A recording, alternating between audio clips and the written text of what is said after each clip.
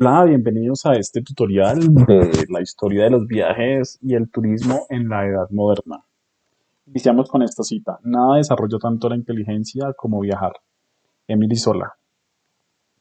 En esta época de la humanidad, iniciando ya con las embarcaciones cruzadas, entendemos la historia de los viajes, entendiéndolos a partir de un fenómeno económico. Como entendíamos anteriormente, teníamos un sistema basado en el feudalismo. Aquí ya empieza a tener una representación mejor los medios. Entonces aquí la lucha en Europa empieza por la conquista del mar. Tenemos diferentes países como Inglaterra principalmente, España, Portugal y los diferentes países del continente americano que empiezan a tomar una representación de viajes hacia la colonización. Bueno, la palabra colonización pues viene de Cristóbal Colón, quien fue la persona que encabezó las embarcaciones de España hacia lo que hoy en día conocemos como Latinoamérica. Latinoamérica precisamente porque en esta región hablamos las lenguas que son derivadas del latín, como el portugués, el español, y básicamente es hoy en día una lengua que ya no se habla, se hablaba, digamos, antiguamente en el Imperio Romano, pero hoy en día es una lengua que se tiene en cuenta para ejercicios académicos y de historia, pero no es un dialecto que se utilice. Las embarcaciones empiezan a tener una connotación como una especie de guerra fría porque no había una confrontación bélica entre estos países directos, pero sí empezaron a cruzar el Atlántico para buscar viajes y buscar conquistar diferentes territorios. Básicamente estos viajes se van a través de barcos de madera y empieza, digamos, una producción y empieza, digamos, unas nuevas rutas que anteriormente no se tenían contempladas.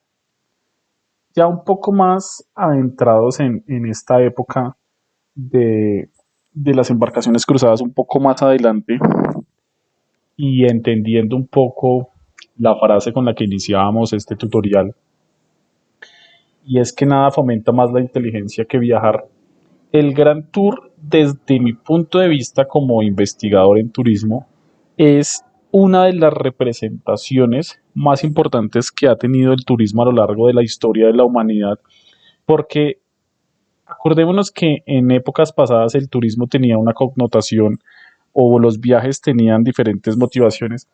Pero aquí nace algo muy importante y es que cuando ya cambiamos el fenómeno económico y ya se empiezan a establecer lo que se llama la burguesía o los aristócratas, quienes son las personas de las élites, se empiezan a consolidar básicamente en Inglaterra. Ya Inglaterra empieza a posicionarse después de 1500 como una potencia económica.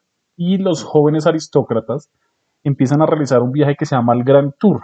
El Grand Tour nace porque las universidades más antiguas del mundo tienen más o menos 1200 años, tienen más o menos unos 13, 14 siglos, pero las universidades empiezan a entrar en declive porque la gente no creía mucho hacia estos años en las universidades. Entonces, digamos que el Grand Tour aparece como una forma de aprender lenguas, porque básicamente el Grand Tour consistía en las personas de las élites, ¿sí? Los jóvenes aristócratas, viajaban a diferentes países de Europa y, por ejemplo, se estaban un año en Francia, otro año en España, otro año en Italia y otro año en Alemania. Entonces, digamos que duraban 5 años, bueno, 4 o 5 años fuera del país y aprendían 4 idiomas y aprendían 4 culturas. Y cuando volvían, pues aprendían conocimiento, lenguas y pues era una persona que era políglota. Entonces, en esta época de la humanidad, a el que viaja se le asocia con el conocimiento, ¿sí? Digamos que en diferentes épocas al viajero se le ve con diferentes miradas. pero en esta época una persona que viaja es una persona educada, es una persona que tiene un gran conocimiento. Desde mi punto de vista y mi opinión es que es la época dorada del turismo porque es cuando el viaje se asocia con el conocimiento. Y qué interesante, incluso hace poco una persona que viajaba era una persona culta, no cualquiera, estoy hablando a principios del siglo XX, no cualquier persona viajaba.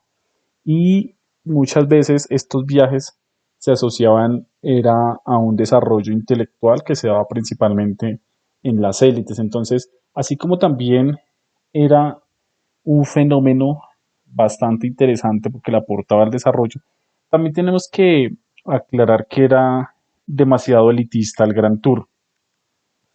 Uno de los aspectos más representativos es que ese viaje lo realizaban con un tutor, que era la persona que los llevaba a recorrer, digamos, este, estos países europeos. Entonces, esta persona ya tenía que saber la guía, tenía que tener un itinerario, tenía que conocer cuáles eran los lugares donde iban a estar.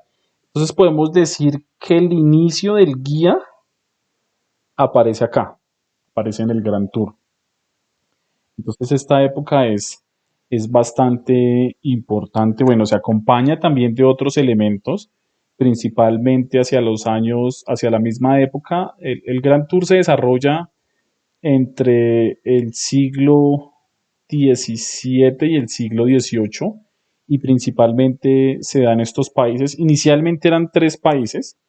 Inicialmente estaba Italia, Francia y Madrid, y luego se fueron incorporando diferentes países, hasta 13 países llegaron a estar en el Gran Tour. El Gran Tour termina porque cuenta la historia que los viajeros, los jóvenes aristócratas, ya con el tiempo ya no mostraban interés por aprender lenguas, sino por ir a aprender diferentes vicios, por ejemplo, como la prostitución, como el alcoholismo, y ya se empiezan a perder como esa identidad de conocimiento, sino que ya se acaba es porque al hacerlo tanta gente ya se empieza a volver desordenado y los jóvenes empiezan como a perder el interés en aprender y empiezan a desarrollar es otro tipo de aspectos que no son tan positivos en el desarrollo integral de una persona. En esta época es importante entender que ya se empiezan a consolidar los primeros hoteles, empiezan a consolidar en París, en Londres como tal, que se empieza a establecer todo este tema ya de los viajes, ya se consolida la palabra hotel y pues esto está acompañado de una revolución. Básicamente, esta revolución industrial es un tema que empieza en el año 1750 y que esto va a fragmentar las dos épocas de la Edad Moderna y la Edad Contemporánea. Básicamente, esta Edad Moderna empieza con las embarcaciones cruzadas o con la caída de Constantinopla hacia 1453 o hacia 1493 o hacia 1492 con el inicio de las embarcaciones cruzadas y finaliza con la Revolución Francesa o con la Revolución Industrial.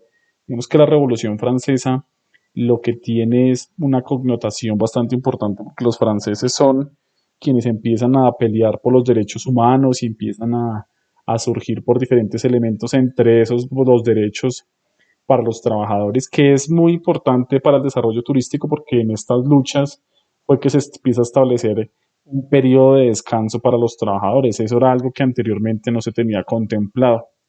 En la revolución industrial, esto es un fenómeno bastante interesante para el desarrollo del turismo porque se empiezan a cambiar los medios de transporte. Digamos que a principios de la Edad Moderna, los viajes siempre se daban, era en carrozas, por ejemplo, hacia el año 1600 empiezan a aparecer las carrozas en Inglaterra, ya se empiezan con la revolución industrial que se da en Inglaterra, empiezan a cambiar esos vehículos, por ejemplo, ya los barcos no son de vela o de remo, sino ya empiezan a aparecer a vapor y lo mismo las locomotoras, el inicio en masa y ya empieza, digamos, a industrializarse la producción de automóviles y la producción de estos vehículos de transporte. Entonces, esto va a hacer que más adelante el desarrollo de los viajes se dé en una forma más masiva. Entonces, con esto terminamos el tutorial de la historia de los viajes y del turismo en la edad moderna y los espero en el siguiente, que es en el de la edad contemporánea.